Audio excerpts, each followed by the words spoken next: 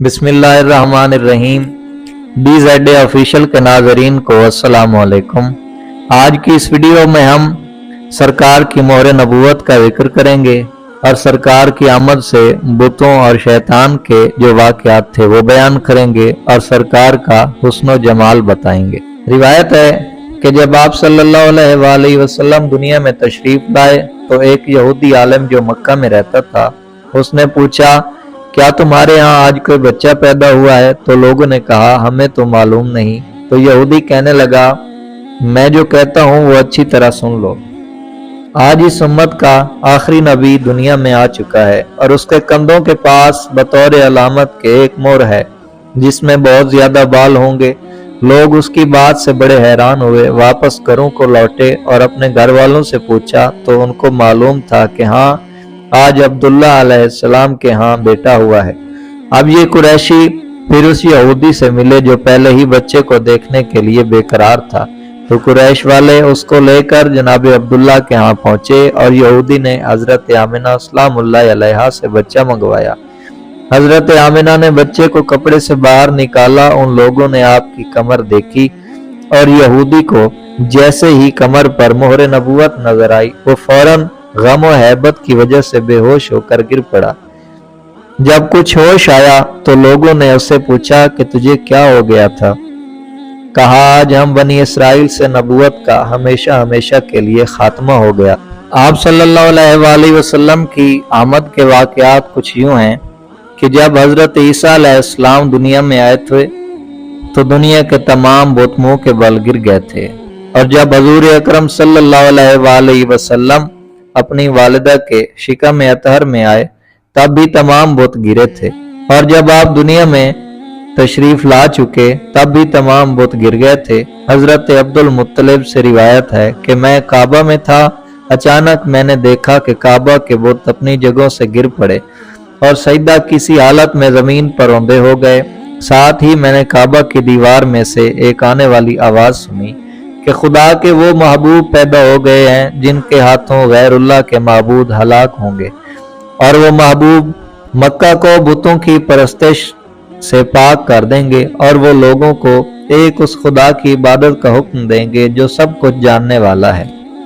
कुरैश की एक जमात से 3 लोग बरका बिन नौफल, जैद बिन अम्र बिन नफील और अब्दुल्ला बिन जाश ये रोजमर्रा की तरह अपने एक खास बुत के पास आए और जिस रात रसूल खुदा सल्लल्लाहु अलैहि वसल्लम की पैदाइश हुई उस रात उस बुत को उन्होंने औंधे मुंह गिरे पाया। उन्होंने उठाकर सीधा किया मगर वो था कि दोबारा गिर गया, फिर सीधा किया मगर फिर गिर गया।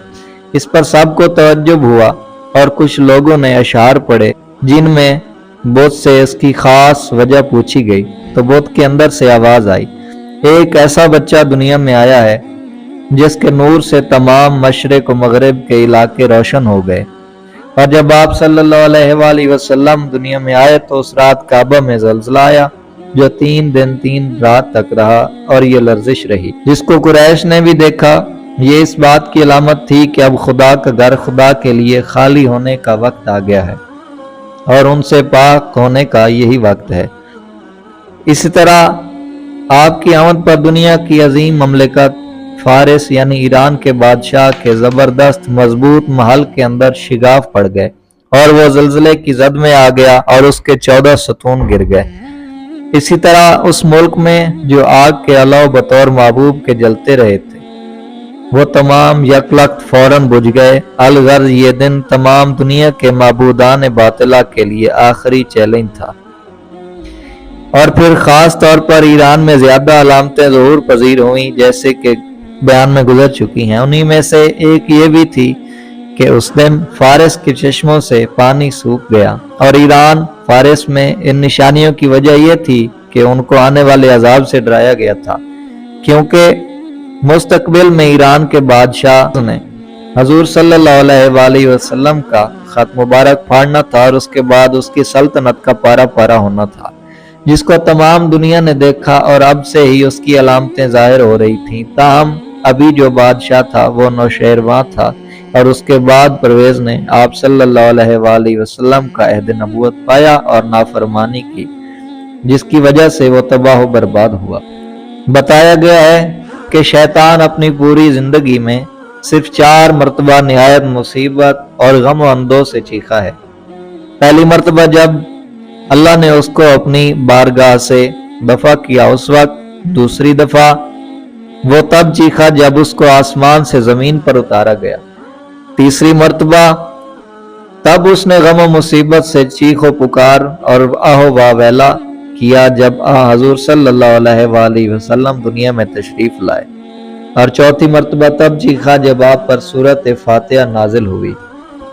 आप सल्लल्लाहु अलैहि वसल्लम की आमद के वक्त इब्लीस बड़े अलम व गम के साथ रोया धाड़ा, बस वो तबाह बर्बाद हुआ। उसके चीखने से उसे क्या फायदा हो सकता था।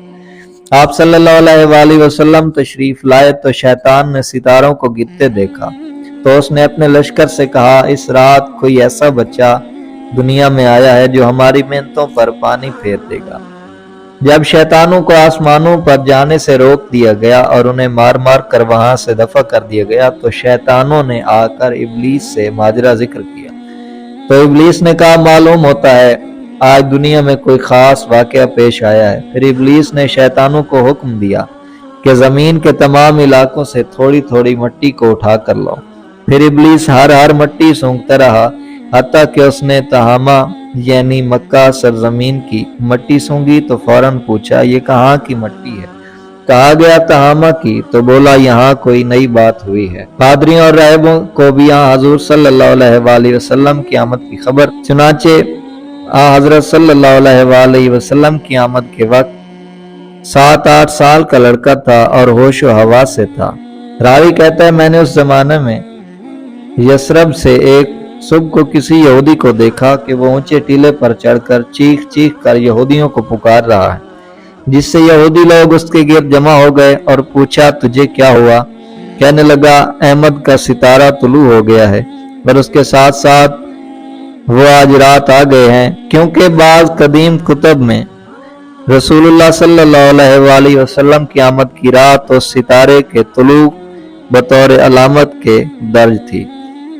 अलगल हजूर अकरम सल्लल्लाहु अलैहि वसल्लम की आमद पर पूरे आलम में चहल पहल और रोशनी हो गई थी, और बीबी आमिना सलामुल्लाह अलैहा ने भी बहुत सी बातें मुलायजा की थी। और जब जनाब अब्दुल मुत्तलिब उनके पास आए तो बीबी ने सारी खबरें उनको दी।